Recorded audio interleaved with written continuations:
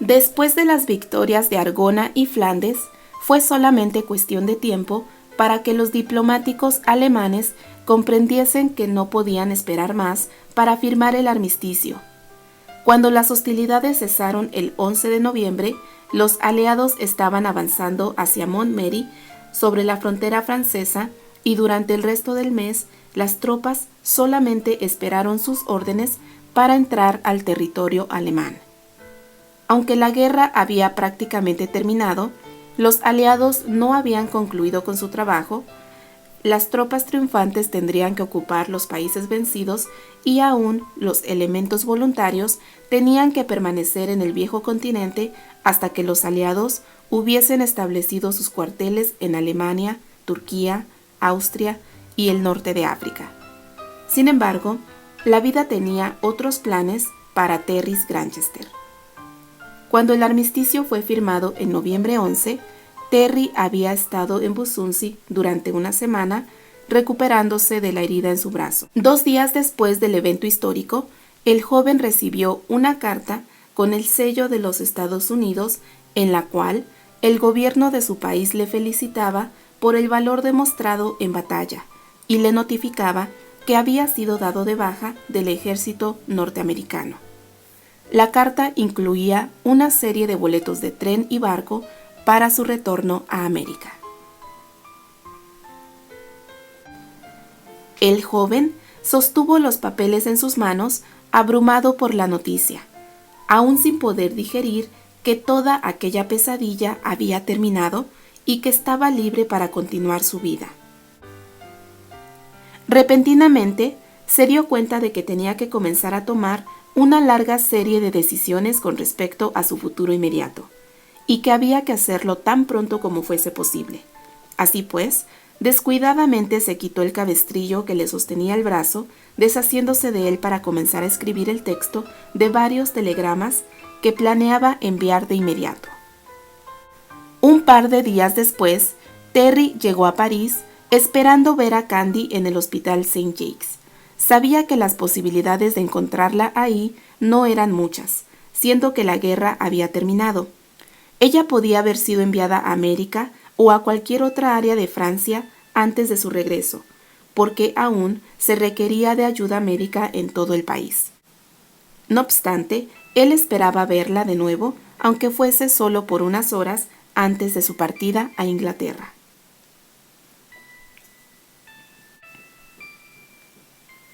Al tiempo que el carruaje que lo llevaba a lo largo de las calles parisinias avanzaba en su camino, el joven sentía que su corazón se aceleraba con la perspectiva de tener a Candy de nuevo entre sus brazos. Trató de imaginarse las palabras que podría decirle, pero terminó riéndose de sí mismo, sabiendo perfectamente que en semejantes momentos las palabras nunca salen del modo que las planeamos, y la mayor parte de las veces no son suficientes para expresar los sentimientos del corazón. Desafortunadamente, las sospechas de Terry no estaban erradas, y cuando llegó al hospital, se enteró por Julien y Flammy que Candy estaba en Arras y que probablemente tendría que quedarse ahí por cierto tiempo. Las damas cumplieron su promesa de no decirle a Terry que Candy había estado trabajando en el hospital ambulante, pero animaron al joven a continuar su viaje, asegurándole que su esposa se reuniría con él en América muy pronto. Esa misma noche, Terry tomó el tren y luego el barco hacia Dover, donde Martin Stewart, su administrador, le estaba ya esperando. La señora O'Brien sostuvo la mano de su hija, mirando con deleite el exquisito anillo en el dedo de Patty. ¿Comprometida? ¡Ay, querida, estoy tan feliz por ti!, exclamó la mujer alegremente. ¿Quién es él? Sí, esa es exactamente la pregunta en la que estaba pensando, comentó el señor O'Brien, quien estaba sentado en una poltrona de cuero estilo francés, mientras sorbía su coñac favorito de una delicada copa. Quiero creer que es un joven de muy buena familia. ¿Cuándo vamos a conocerlo, cariño? Patty suspiró profundamente, sabiendo que el momento que temía tanto había llegado finalmente. En su mente, vio el rostro sonriente de Tom, y luego, una voz que ella no había escuchado en mucho tiempo resonó desde el fondo de su corazón. Vamos, Patty, no tengas miedo. Fueron las palabras de Candy haciendo eco en los oídos de la joven morena. La muchacha levantó los ojos mirando a los de su padre. Su nombre es Thomas Stevenson y es uno de los mejores amigos de Candy, explicó Patty. Si es amigo de la señorita Andry, entonces debe de ser parte de una familia prestigiada y rica, comentó la señora O'Brien, muy contenta con la explicación que ella misma había inventado. Bueno, mamá, dudó Patty. Puedo decirte que Tom es un buen hombre que ha heredado una fortuna que su padre acumuló honestamente y él ha logrado administrarla con sabiduría desde que el señor Stevenson murió. Eso es todo lo que quería oír, replicó el señor O'Brien muy contento, dejando su copa en una mesita cerca de él. Me gustaría conocer a este señor Stevenson tan pronto como sea posible. Hay muchas cosas que tengo que discutir con él. Añadió por último. Él ya está en la ciudad, papá, respondió Patty mientras retorcía la tela de su falda negra. Él quiere hablar con ustedes dos y arreglar los detalles de la boda con su consentimiento. Eso es maravilloso, mi amor, chilló de gusto la señora O'Brien. Pero tenemos que darnos suficiente tiempo para preparar todo y decidir si haremos la ceremonia aquí en los Estados Unidos o en Inglaterra. Pero, Patty dijo tímidamente, hay algo que todavía tienen que saber sobre Tom. El señor O'Brien miró a su hija con una ligera sospecha en los ojos. No le gustaba el tono en la voz de su hija. La joven sonaba exactamente igual a aquel día en el cual se había atrevido a decir algo en contra de la decisión de mandarla al Real Colegio San Pablo. En aquel tiempo, la niña estaba demasiado apegada a su abuela y el señor O'Brien temía que el inusual modo de ser de su madre fuera una influencia peligrosa en la educación de la jovencita. Afortunadamente, él había sabido manejar la situación en ese momento y haría lo mismo si este señor Stevenson no resultaba ser el hombre que Patty merecía. Sí, Patty, continúa. El padre animó a hablar a su hija. El padre de Tom era granjero. Hizo su fortuna criando ganado y eso mismo es lo que hace Tom. Patty dijo a sus padres, mirando cómo sus caras se transfiguraban mientras ella hablaba. Además, Tom no era el hijo biológico del señor Stevenson, sino que fue adoptado. De hecho, creció en el mismo orfanato que Candy y Annie hasta que tuvo 8 años. ¿Un granjero? ¿Un granjero adoptado de sabe Dios qué oscuro origen? Jadeó la señora O'Brien pasmada por las palabras de su hija. ¿Cómo te atreviste a involucrarte con semejante hombre, Patricia? ¿Estabas loca, acaso? Reprochó el señor O'Brien visiblemente molesto con las noticias, las cuales eran peor de lo que esperaba.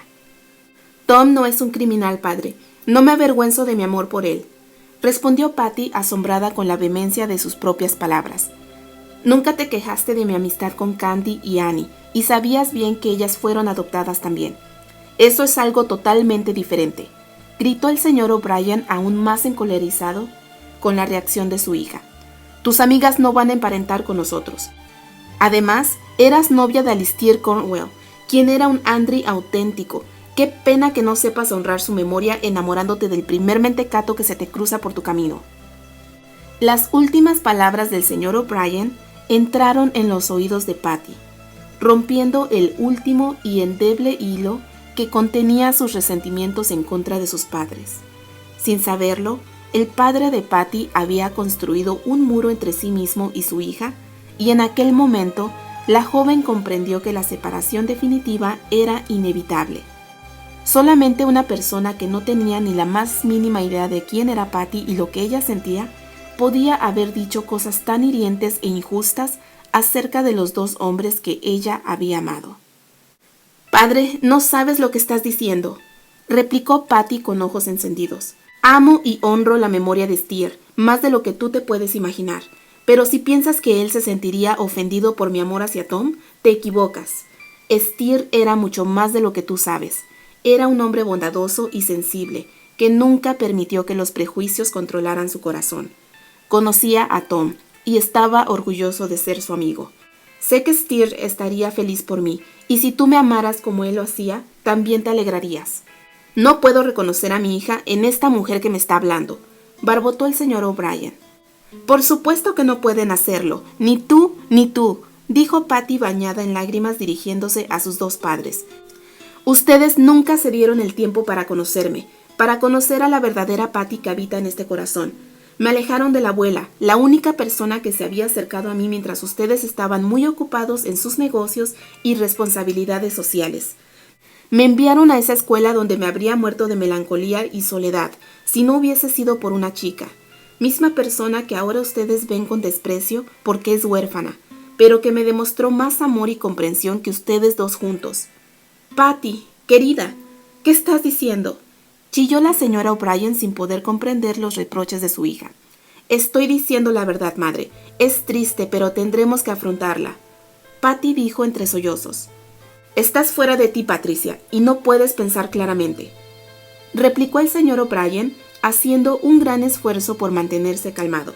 Mañana hablaré con ese señor Stevenson y le diré que el compromiso entre él y tú no puede ser. Luego haremos arreglos para regresar a Inglaterra después del invierno y encontraremos un buen marido para ti allá. Patty escuchó las palabras terminantes de su padre, sabiendo que el momento más decisivo había llegado. Tenía que decidir justo entonces si iba a obedecer las disposiciones de su padre y darle la espalda a Tom, o romper su relación con sus padres, tal vez por el resto de su vida. Hemos estado solos por mucho tiempo, Patty. Las palabras de Tom hacían eco en los oídos de Patty. Sin embargo, te prometo que no será así nunca más. Nuestro amor hará que los recuerdos tristes se desvanezcan. Juntos crearemos una nueva historia. La joven suspiró profundamente, como si sintiera una nueva fuerza en su corazón. En ese instante, ella hizo su decisión final. No voy a regresar a Inglaterra, padre. Patty repuso, enjugándose las lágrimas, con uno de sus pañuelos bordados. Yo me voy a casar con Tom en enero. Ustedes serán bienvenidos a la ceremonia si quieren asistir. La joven dijo a sus atónitos padres. ¿Cómo osas desafiar mis órdenes?, exclamó el señor O'Brien indignado. Tú vas a hacer lo que yo decida. Padre, madre, Patty dijo solemnemente, mirando a sus dos padres mientras se ponía de pie. Quisiera me disculparan por mi ofuscación hace unos instantes. Bien, querida, me alegra escucharte decir algo razonable finalmente, replicó la señora O'Brien aliviada. No, madre, no es lo que tú crees, respondió la joven. Lamento haberme dejado llevar de esa forma, pero no me arrepiento de las cosas que dije porque son verdad. Desafortunadamente, yo me he convertido en una persona que ustedes no pueden comprender. Pensamos tan diferente que nuestra relación es casi imposible. Los respeto como mis padres, pero no puedo complacer sus deseos. Debo recordarles que no soy más una niña pequeña. He llegado a la mayoría de edad y soy legalmente libre para tomar mis propias decisiones. Si no me obedeces, Patricia, entonces puedes olvidarte de que eres una O'Brien, amenazó el padre de Patty como último recurso frente a la sorprendente oposición de su hija. Realmente siento mucho escuchar eso, pero no esperaba otra cosa, padre, replicó Patty bajando la cabeza. No voy a cambiar mi opinión, concluyó con determinación. Entonces lárgate en este preciso instante, vociferó el hombre perdiendo su tono flemático.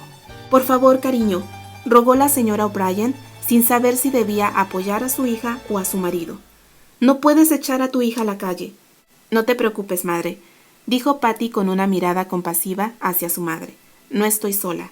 La abuela me recibirá en su casa hasta que me case con Tom. Nosotras ya sabíamos que las cosas terminarían de este modo. Grandioso, mi hija y mi madre confabulándose en contra mía. Ahora vete, Patricia, vete de esta casa. No quiero verte de nuevo en toda mi vida, dijo el hombre abruptamente. No te preocupes, padre, dijo Patty fríamente. No me tomará mucho tiempo empacar de nuevo. Y con esta última frase, la joven dejó la habitación en dirección de su recámara. Empacó de nuevo las maletas que había apenas empezado a deshacer, pensando que mientras doblaba sus vestidos, sus padres estaban discutiendo amargamente en el salón principal. A pesar de lo triste que era la situación, Patty sabía que dejar a sus padres era lo mejor que podía hacer. Ella había reencontrado la felicidad perdida y no la iba a dejar ir.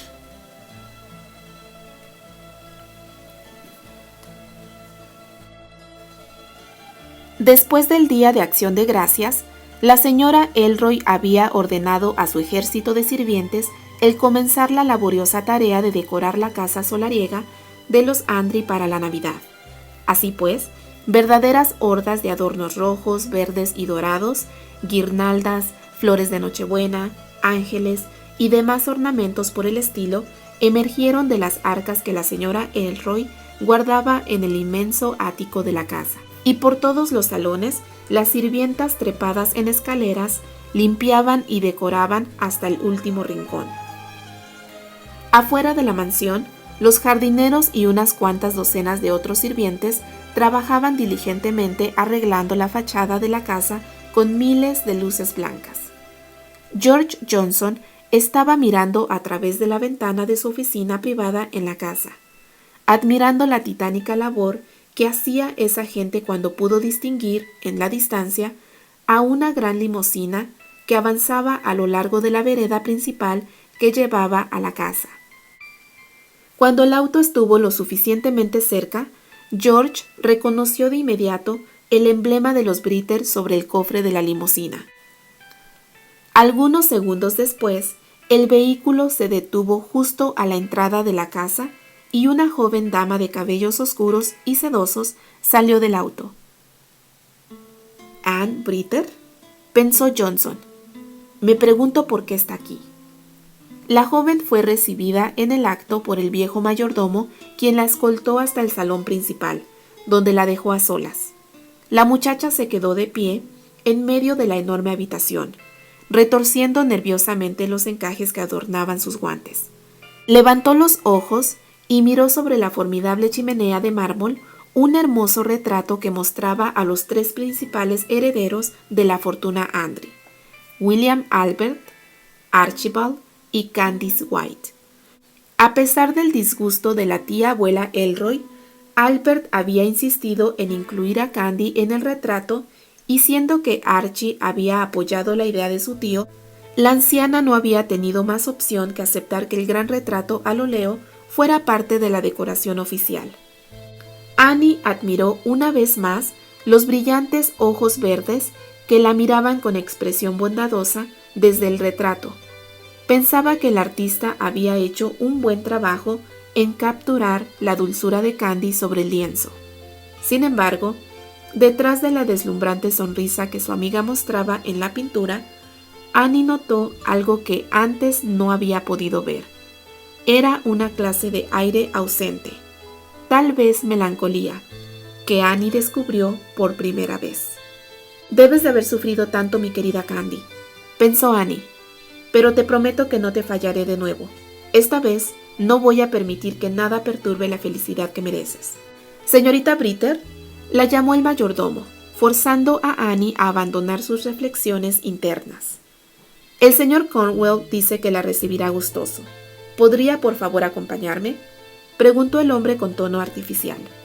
La mujer y el mayordomo caminaron por largo rato a lo largo de corredores lujosamente decorados hasta llegar a la puerta blanca que el hombre abrió para que Annie entrara en la habitación. Era el cuarto que Archie usaba como su oficina personal. El joven estaba parado detrás de un escritorio de caoba y cuando la dama entró, se aproximó unos cuantos pasos para saludarla, con un asentimiento de su cabeza rubia. Estuvo a punto de inclinar su rostro para besar la mano de Annie, pero ella simplemente estrechó la mano de Archie en un mudo gesto que le hizo saber al joven que semejante galantería estaba de sobra entre los dos. Luego, ella retiró su mano inmediatamente. «Debes estar preguntándote qué hago aquí», dijo Annie iniciando la conversación. «Bueno, para ser franco, la respuesta es sí», replicó Archie con tono inexpresivo. «Pero debes pensar que me estoy volviendo un majadero. Por favor, toma asiento, Annie», ofreció el hombre mostrándole a la joven un sillón frente a su escritorio. «No tomaré mucho de tu tiempo, Archie». «Archibald», afirmó ella tan fríamente como pudo. Es sobre Candy que he venido a hablar contigo, barbotó ella yendo directamente al grano.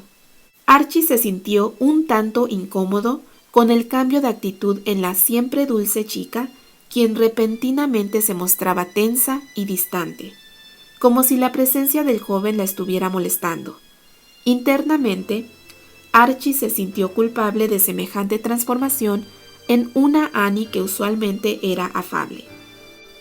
¿Acerca de Candy?, preguntó Archie intrigado, cuestionándose si Annie se había dado cuenta de que él había roto con ella por causa de Candy, y estaba ahí esa mañana para reprochárselo. Sí, imagino que ya estás al tanto de que ella se casó en Francia, dijo Annie, dándose cuenta de que el tema no era del agrado de Archie. Aún así, ella sabía que no podía evitarse. Inmediatamente, una sombra de desasosiego cruzó por el rostro del joven y Annie supo que sus sospechas no habían estado erradas.